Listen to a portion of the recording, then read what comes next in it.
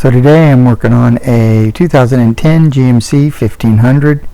It does have a 7-inch lift on it and 33-inch tall tires, which is pretty hard on the hubs, and they do periodically go out from time to time. And this one's beginning to make that squeal. I'm removing the brake rotor, basically take out the two bolts that hold it on there, and then you need to support it so it doesn't put all the weight on the hose. I'm going to run a wire through it and then basically just find a place to tie it off to get it out of the way. Now to see how fast I can tie a knot. The rotor comes next, and it may be stuck. It may need a little tap with a hammer, but it will come off. Now we got to get the dust cap off. I'm using my little tink hammer here. Just kind of move it around, get in between the little pinch holding it in, slowly rotating it, getting it in different spots so it doesn't come out crooked, and then eventually the dust cover will just pop off.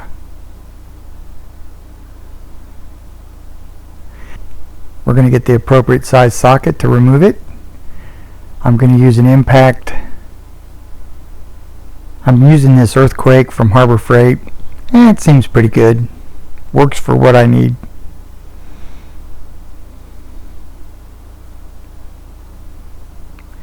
As you'll see, mine does seem fairly loose. Since this is lifted and it has had the kit put on recently, it has been apart, so this is going to come apart easier than probably what one that has 50 to 80,000 miles on it.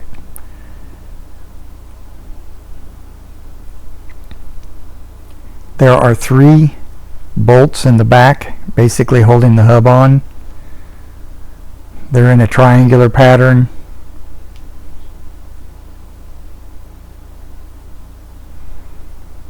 From the housing, I'm just going to uncouple it from the truck. It presses in and mounts in that one location and pull it out of the way. I screwed the nut back on, basically just enough to catch some threads.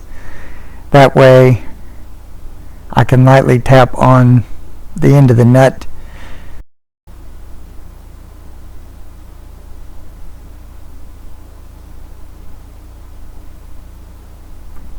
Now it's freed from the CV shaft.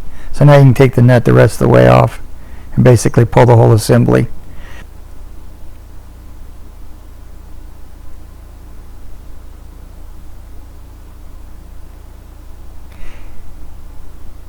This dust cover only goes on in one direction, and it is very important that you make sure which side is facing out.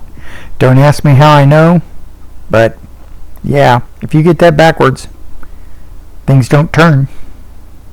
So just make a note of it. I will link the parts, the hub, and any corresponding tools in the description below. Please use them as a reference. Obviously, whatever year your truck is, it is going to be different, but it's a good reference for what I used. I added Loctite to the back of the 3 bolts. I'm starting them in. This way, when I start to reassemble it, put the plate back on, it'll have something to hold it. So I got the plate started. Then I'm going to take the wheel speed sensor wire and I'm going to slowly feed it through, because it is part of the new assembly. There'll be a slot cut for it. And then I'm going to start putting the hub on the CV shaft, trying to line the splines up. Slowly feed the CV shaft into the hub, lining up the splines. And then once you line the new hub up, there's a shameless plug. But if you do find this helpful, please subscribe. Hit the like button if it helps you.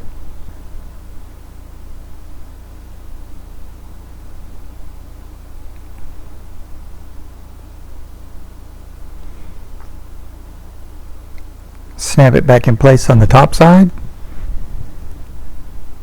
Trim off the old wire tie. Gotta be clean. Gotta make it look nice. There's a washer that goes in before the nut.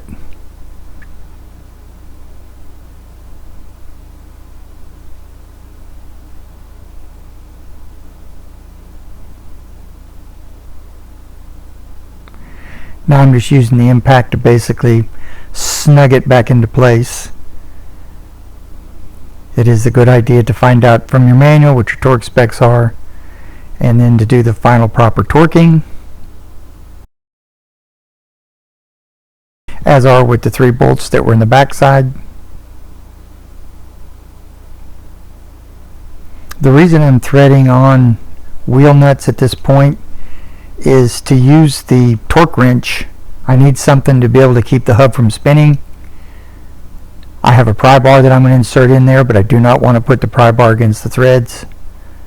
So by putting the wheel nuts back on it, I can protect the threads. I'm going to set the torque wrench to the proper settings. You'll find them in your manual, online, for your year, model truck.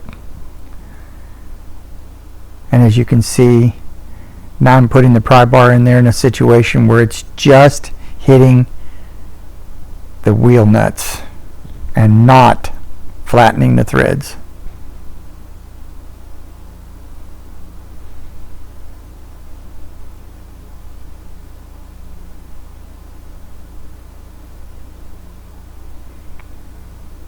I cleaned up and painted the outside of the rotor, put it back on. This would be a good time if you needed to do brakes or you need a new rotor.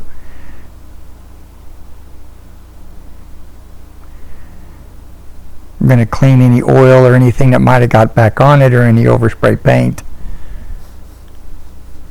Replace your caliper, and then make sure you do the torque specs.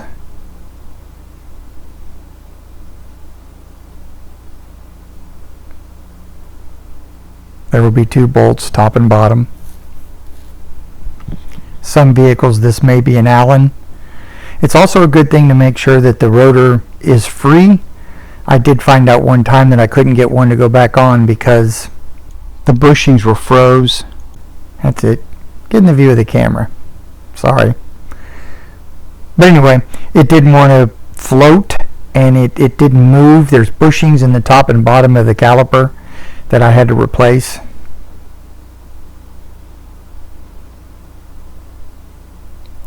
So there's the bushings in there. It floats. It basically just floats on the rotor.